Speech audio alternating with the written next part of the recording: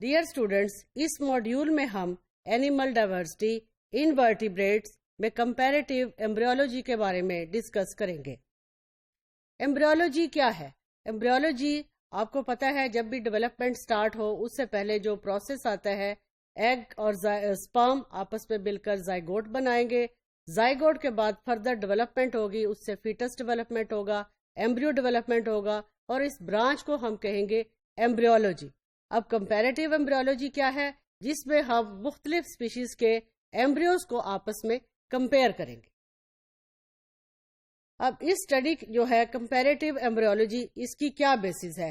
اس کی بیسز ہے کہ ہم نے مختلف اینیملز کے ایمبریولوجیکل ایمبریوز کو اسٹڈی کیا، اور اسٹڈی کرنے کے بعد ہم نے یہ دیکھا کہ کیا ان کے اندر کس طرح کی سملیرٹی ہے اور کس طرح کی ڈفرینسز ہے، یا یہ اپنے انسیسٹر سے کس طرح سے سملیرٹی شو کریں گے اور کس طرح سے ڈفرینسز شو کریں گے۔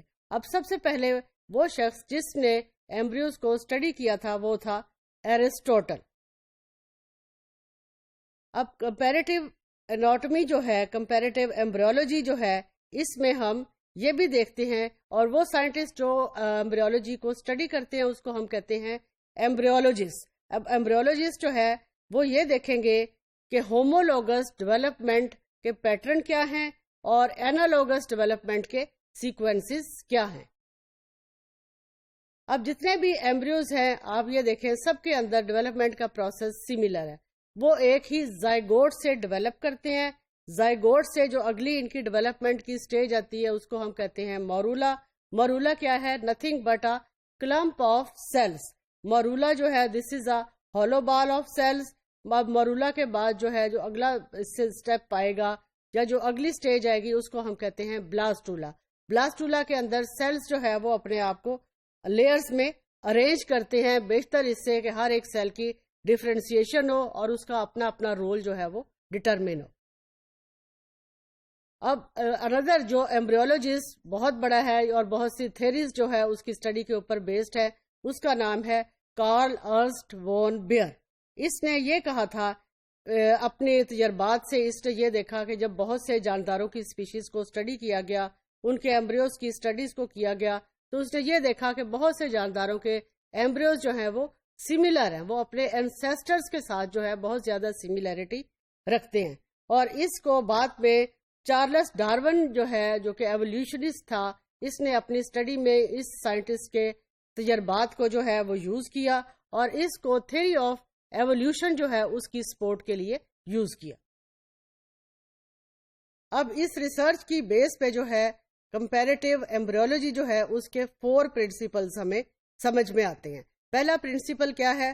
پہلا پرنسپل کیا ہے کہ جتنے بھی ایمبریوز ہیں مختلف جاندار کے، سب سے پہلے ان کے اندر جو جنرل فیچرز ہیں، جو کامن فیچرز ہیں، وہ سب سے پہلے اپیئر ہوتے ہیں۔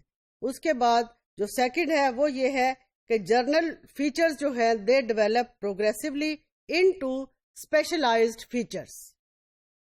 اور تیسرا اس کے اندر کیا ہے کہ ایمبریوز جو ہے جیسے جیسے وہ بڑے ہوں گے آہستہ آہستہ ڈائیورج ہوتے جائیں گے، اور زیادہ سے زیادہ ان کے اندر پھر اپنے پریمیٹیو اینسیسٹر سے اسپیشلائزیشن سٹارٹ ہو جائے گی۔ اور فائنلی اس میں کیا ہے، جتنے بھی ہائر اینیملز ہیں ان سب کے ایمبریوز جو ہے they show resemblance to each other as well as to the primitive ancestors. اب یہ ہے کمپیریٹیو ایمبریولوجی۔ اس کے اندر اگر آپ یہ دیکھیں فش، ریپٹائل، برڈ، ایون اور میملز میں جو سب سے ہائی گریڈز میمل ہے ہیومن بینگز، ان سب کے اگر آپ ایمبریوز دیکھیں دے آر مور اور لیس سملر۔ ان کے اندر شیپ بھی ایک ہے، ڈیولپمنٹ کا پیٹرن بھی ایک ہے۔ This is an excellent example of comparative embryology, اور اسی کی بیس پہ ایولیوشن کی تھیریز جو ہیں وہ بھی ڈیولپ ہوئی۔